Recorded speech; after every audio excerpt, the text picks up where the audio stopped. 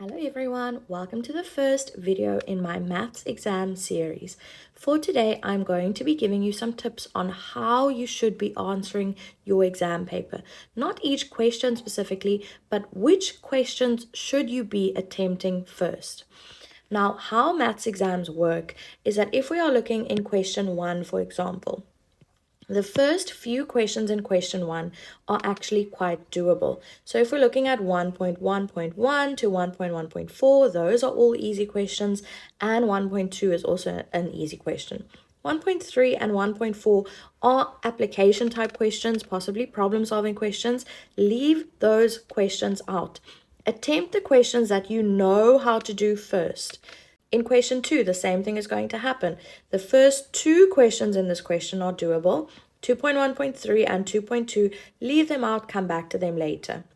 There you again have 6 marks in the bag without having to worry about the more difficult marks coming afterwards.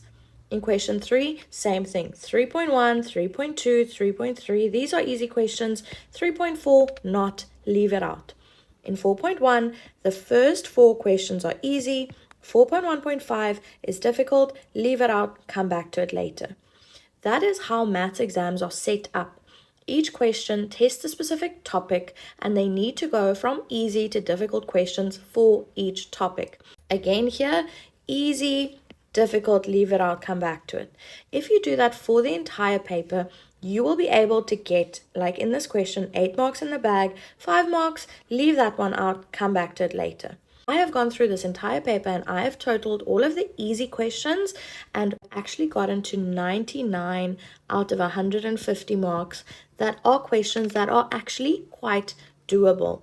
Guys, that is 66%. That means that if you purely focus on the easy questions first, the knowledge and the routine questions, you can possibly get 66% of these questions. And the reason why these 99 marks are going to be more attainable if you use this method is because you are not going to be anxious about those difficult questions. You are not going to get stuck on, for example, question 9, an 8-mark question. You are not going to get stuck on those 8 marks before you are able to move on to the other 12 marks in question 10 that are actually easier and that you could possibly get. If you have time at the end of your paper, you can absolutely go back to those questions that you've left out and you can do them.